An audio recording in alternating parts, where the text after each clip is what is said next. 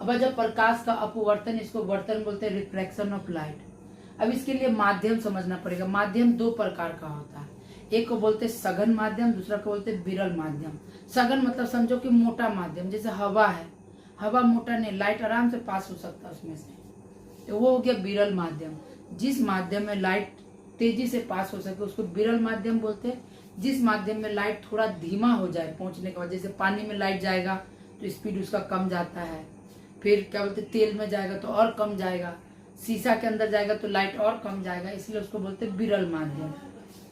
तो ध्यान से समझो, जब लाइट आया और ग्लास यानी शीशा से टकराया तो उसका स्पीड इसमें क्या होगा, कम हो जाएगा। स्पीड कम हो जाता तो वो इस मेन अभिलंब के तरफ लाइट थोड़ा सा क्या हो जाता है, मुड़ जाता है। सर ने यहाँ समझ, हाथ में एक रस्सी बांध के घुमाओ, स्पीड कम करो तो वो पत्थर उधर नहीं भागेगा, वो इस मेन अभिलंब के तरफ धीरे धीरे डाउन होना क्या हो जाएगा, शुरू हो जाएगा। तो जब भी स्पीड कम होता है तो वो अभिलंब के तरफ, इस तरफ ही भागता है। समझ में आ गया? डिटेल में बताते हैं कि क्यों भागता है, अभी नहीं बता सकते। तो ये हो गया, देखो आपतित किरण जो आया उसको हम लोग क्या बोले, इंसिडेंस रे, जो गया उसको बोल रहे रिफ्लेक्टेड रे।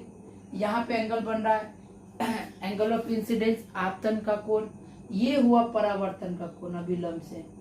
और ये जो कोण जो एक्चुअल में ये लाइन ऐसे जाना चाहिए था लेकिन गया नहीं, वो थोड़ा सा अभिलंब की तरफ मुड़ जाता है। तो ये जितना मुड़ा उसको हम डेल्टा एंगल मान लेते, तो डेल्टा पढ़ते, ठीक है। तो इसका डेफिनेशन कैसे आएगा कि जब प्रकाश की किरणें विरल माध्यम से सघन माध्यम में प्रवेश करती है तो वो अभिलंब की ओर मुड़ जाती है। प्रकाश के इसी घटना को हम लोग प्रकाश का अपवर्तन या वर्तन कहते हैं। अगर नहीं लिखे हो तो लिख लो अभी जल्दी से, वीडियो को रिवाइंड करके। अब इसका भी दो नियम है।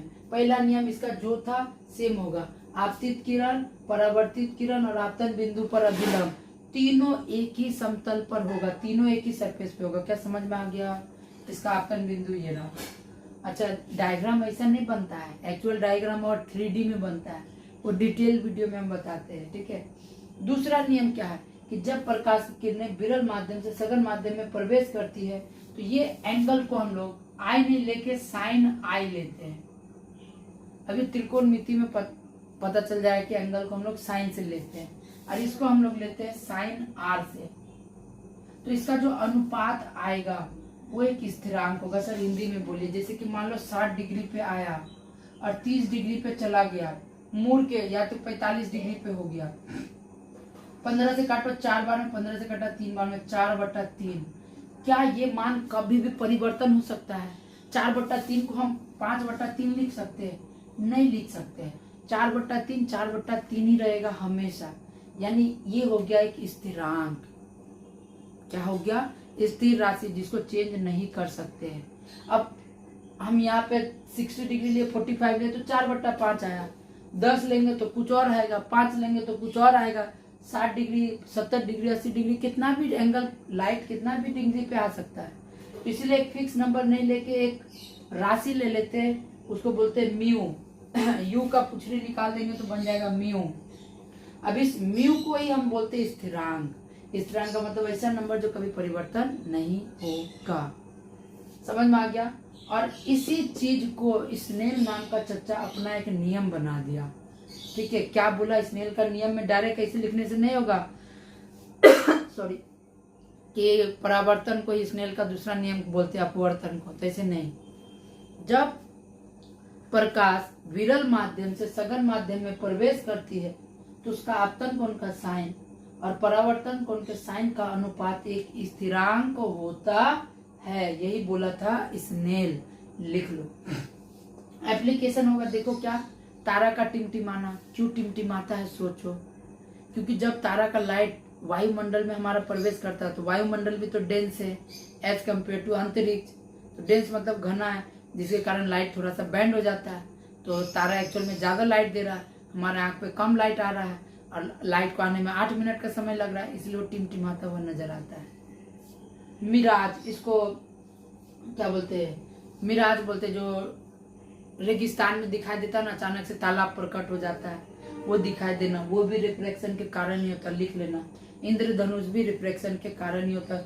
मिराज का क्यों बनना? जैसे कि ये तालाब है, हाँ यहाँ पे तालाब है, लेकिन मेरे को यहाँ दिखाई दे रहा, क्यों? क्योंकि लाइट आया, ताला पे टकराया और उसका जो इमेज होता है वो यहाँ पे बनता हुआ नजर आता है। डिटेल वीडियो में हम बता सकते हैं कि क्यों होता है, अभी उतना जरूरी नहीं है, एप्लीकेशन है, बस इतना जानो, ठीक है? जल्दी से नोट करो।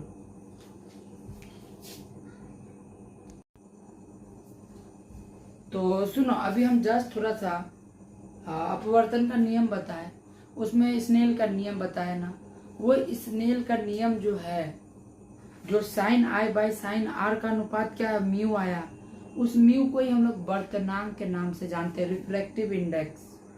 अगर तुमसे पूछेंगे वर्तनांक क्या है, जब प्रकाश विरल माध्यम से सघन माध्यम में प्रवेश करता है तो उसका आपतन कोण का साइन, जैसे आपतन कोण का साइन आर, साइन आई, और वर्तन कोण का साइन आर का जो अनुपात है वो एक स्थिरांक होता है, उसे ही हम क्या कहते हैं, वर्तनांक। इस स्थिरांक को ही हम लोग क्या बोलेंगे, वर्तनांक बोलेंगे, रिफ्रैक्टिव इंडेक्स, इंग्लिश में रिफ्रैक्टिव इंडेक्स बोलते हैं।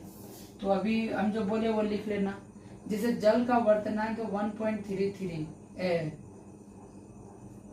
इसका मतलब क्या है, ध्यान से समझो कि हवा से जब लाइट पानी में एंटर करेगा ना तो उसका स्पीड 1.33 गुना कम जाएगा। रिफ्रैक्टिव इंडेक्स का मतलब यही होता है। क्या समझ में आया बात? अगर समझ में नया किताब में पढ़ना मिल जाएगा। तब हम मूव ऑन करते हैं अपना अगला टॉपिक में, जो है गोलीय दर्पण। अब गोलीय दर्पण होता क्या है, तो मान लो हम एक कांच का गोला लिए, शीशा का गोला लिए, ठीक है, अंदर से खोखला है, तो प्लेन सरफेस का अंदर से खोखला हुआ भाग जो एक गोला का फॉर्मेशन करेगा उसी को हम लोग बोलेंगे गोलीय दर्पण। इसको हम लोग बोलते हैं गोलीय दर्पण, स्फेरिकल मिरर के नाम से जानते हैं। अच्छा, पहले नॉर्मल ये ब्रीथ मानते हैं, ब्रीथ का इसको हम केंद्र बोलते हैं, और इसको हम लोग व्यास बोलते हैं, इसको अर्धव्यास बोलते हैं, इसको ध्रुव बोलते हैं, और ये बल्ब को हम लोग अक्ष के नाम से भी जानते हैं, अक्ष, सीधा अक्ष। लेकिन जब ये हमें इसको गोलीय दर्पण बना देंगे, एक शीशा बना देंगे, तो ये कहलाएगा वक्रता केंद्र। अब वक्रता केंद्र क्या है, जैसे कि मान लो ये गोला है, इस गोला का हम ना ये पोर्शन काट दिए इतना दूर, तो चेक करो, ये काटेंगे तो ये वाला पार्ट निकलेगा ना, यहाँ से यहाँ तक, this is the this part, और हम इस तरफ का इतना पार्ट को काट के निकालेंगे, ध्यान से समझना। अब उधर वाला जो पार्ट काट के निकाले वो चेक करो, इतना दूर है, ये वाला पोर्शन है। ये जो डॉट डॉट मतलब है कि ये गोला का भाग है, ये एक्चुअल में मिरर का शेप ये रहा, ये एक्चुअल में मिरर का शेप ये रहा है। समझ में आया कि ये एक सर्कल का भाग है, इसीलिए हम सर्कल बनाए हैं। क्या समझ में आया बात? तो देखो, इसको बोलते हैं वक्रता केंद्र। अब लिखेंगे कैसे, यानी इसका ये जो सी है, सी को ही बोलेंगे वक्रता केंद्र। क्या बोलेंगे? वक्रता केंद्र। वक्रता केंद्र कहते किसे, ध्यान से समझो, वह गोलीय दर्पण जिस गोलीय दर्पण का भाग है, इसी का ना भाग है ये, इसके केंद्र को ही हम लोग क्या बोलेंगे, वक्रता केंद्र।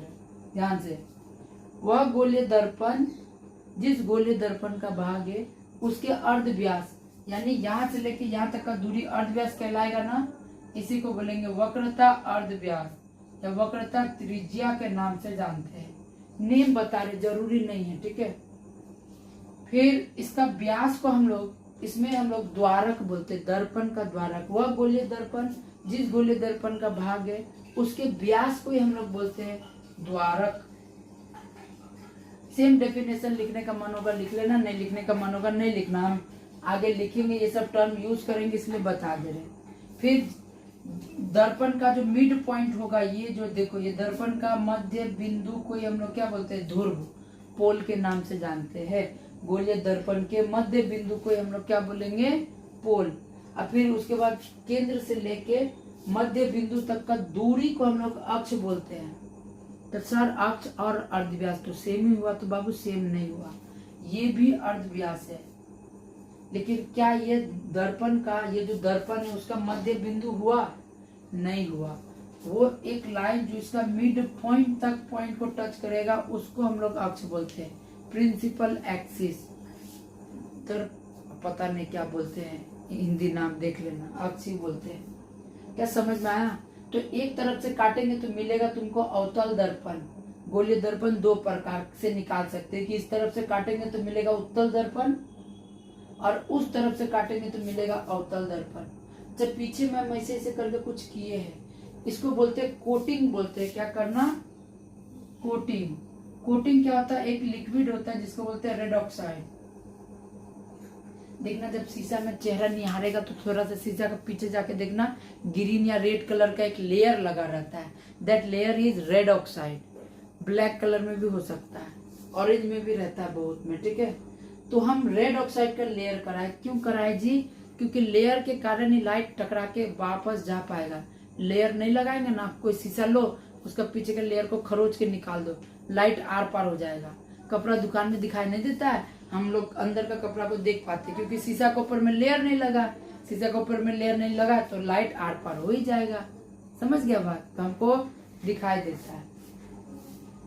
तो अब हम बनते हैं अवतल दर्पण। दर्पण दो प्रकार का होगा। पहला को बोलेंगे अवतल दर्पण, कनकेव मिरर। नाम में केव, गुफा, इसको बोलते हैं दबा हुआ पार्ट। जब प्रकाश की किरण गोलीय दर्पण के दबे हुए क्षेत्र में आए उसी को बोलेंगे अवतल दर्पण। लिख लो डेफिनेशन। उत्तल दर्पण किसको बोलेंगे? जब प्रकाश की किरण दर्पण के, इसको बोलेंगे उभरा हुआ तल। उठा हुआ तल को क्या बोलते हैं? उभरा हुआ तल में आएगा तो उसको हम लोग बोलेंगे क्या जी? बोलो बोलो, उत्तल दर्पण। लिख लो डेफिनेशन। प्रकाश दबे हुए तल में, यहाँ पे प्रकाश उभरे हुए तल में आएगा। इसको अभिसारी बोलते हैं। देखो हिंदी नाम में हम कंफ्यूज हो सकते हैं। इसको कन्वर्जिंग मिरर बोलते हैं। कन्वर्जिंग क्यों? क्योंकि ये सारा लाइट को एक पॉइंट पे कन्वर्ज करने का काम करता है। सारा लाइट को एक पॉइंट पे कन्वर्ज करने का काम करता है and that point is called focus point. इस पॉइंट को हम लोग फोकस के नाम से जानते हैं। इसलिए देखो सारा लाइट एक जगह, दबा हुआ तल है, जाहिर सी बात है सारा लाइट आगे टकरा के कहीं से तो गुजरेगा, जहां से गुजरेगा सब एक ही को पॉइंट से गुजरेगा, उसको बोलते हैं फोकस पॉइंट। क्या समझ में आया? फिर से अब उत्तल दर्पण में क्या होगा? टकराने के बाद ये लाइट को फैला देता है। लाइट को क्या करेगा? फैला देगा। फैलाने के कारण ही इसका नाम पड़ा अपसारी दर्पण, यानी इसको बोलेंगे डाइवर्जिंग मिरर। हिंदी नाम में हम कंफ्यूज हो सकते हैं, तुम लोग चेक कर लेना। लेकिन अच्छा, यहाँ तक समझ में आ गया बात? चलो अब इसका मेन काम है यूज को जानना। कि दांत का डॉक्टर इतनी को शीशा लेकर दांत चेक करता है ना, कहाँ पे छेदा है, तो उसमें अवतल दर्पण का यूज होता है। क्यों सर? सारा लाइट को उस छेद में, सरा हुआ दांत में फोकस करता है। सोलर कुकर, कुकर को ले जाकर धूप में रख दो, खाना अपने आप पकेगा। कैसे पकेगा? धूप सारा लाइट को, उसका बेस जो होता है कुकर का बेस, वहां पे फोकस करता है, इसलिए खाना पक जाता है। एक जगह फोकस करना। सेविंग मिरर, अब जो लड़का लोग देखना, लड़के लोग को तो पता नहीं कहाँ जाता है गैरेज वैरेज में, लड़का लोग तो सैलून जाता है, तो सैलून में जाके देखेगा आईना में, अरे भाई साहब हम तो अच्छे लग रहे, नहीं भी कटाएंगे चूल तो चलेगा, लेकिन घर में जाके देखता है तो छुचुंदर नजर आता है। कारण क्या है? सेविंग मिरर जो लग रहा तो फोकस को एकदम एक जगह फोकस करता है। सर घर में नहीं होता है, घरों वाला मिरर अवतल दर्पण ही है, ठीक है, टेंशन मतलब मजाक के। फिर अगर टेबल लैंप, अब टेबल लैंप देखना, जहाँ पे स्टडी टेबल है तो वहां पड़ता है तो लाइट एक जगह फोकस होता है ना, क्या पूरा रूम में फैलता है? जैसे ये लाइट फैल रहा है वैसे फैलता है? वो नहीं फैलता, अच्छा से देखना। फिर टॉर्च, टॉर्च का भी लाइट बोले सर तो फैलता है, नहीं फैलता है, वो भी एक जगह जाके गोला में फोकस करता है, जाके देखना अच्छा से, लाइट को एक जगह ले जाता है। गाड़ी का हेडलाइट भी होता है, वो लाइट को फैलाता नहीं है, उसका लाइट को तुम देख सकता है, वो एक जगह फोकस करता है। लाइट को फैलाना मतलब जैसे ये लाइट पूरा फैल रहा है, एक जगह फोकस नहीं हो रहा है, दिखाई भी नहीं दे रहा कि रेस जा कहाँ रहा है, लेकिन गाड़ी उड़ी का लाइट दिखाई देता है कि उसका रेस जा कैसे रहा है। समझ में आ गया? अब आगे देखो, ये तो लाइट को हम बताए दिए उधर में। उत्तल दर्पण क्या होता है? बाहरी तल में आएगा, इसको डाइवर्जिंग बोलते हैं क्योंकि लाइट को फैलाता है। जैसे वाहनों का साइड मिरर, साइड मिरर देखो, हेडलाइट और साइड मिरर में अंतर है। साइड मिरर में उत्तल दर्पण और हेडलाइट में अवतल दर्पण। इस सुनो, तो साइड मिरर में उत्तल दर्पण का यूज क्यों करते, ताकि कम मिरर में हमको ज्यादा बड़ा एरिया दिख जाए। इसीलिए हम लोग क्या करते हैं, गाड़ी में साइड मिरर में उत्तल दर्पण का यूज करते हैं, दृष्टि के क्षेत्रफल को, विजन एरिया को बड़ा करने के लिए। छोटा से छोटा चीज में मतलब मिरर में हम बड़ा सा एरिया को देख सकते हैं, इसलिए उत्तल दर्पण का प्रयोग करते हैं। ये क्वेश्चन आया भी एग्जाम में कि साइड मिरर में उत्तल दर्पण क्यों यूज करते हैं। सड़कों का हेडलाइट, जैसे सड़क पे जो हेडलाइट बोले, सड़कों पे जो लाइट होता है इतनी को होता है, लाइट को देखना पूरा लाइट में फैला देता है ऐसे करके, वो भी क्या होगा, फैलाने वाला लाइट उत्तल दर्पण। घरों का लाइट नॉर्मली हम बोल दीजिए भी उत्तल दर्पण है। चश्मा में भी तो तुम्हारा लाइट जो है पूरा फैल के चारों तरफ दिखाई देता है, ये उत्तल दर्पण। यहाँ से दर्पण होता है समाप्त। अब मिलते हैं अगले क्लास में। Till then bye bye, good night and जय श्री कृष्ण।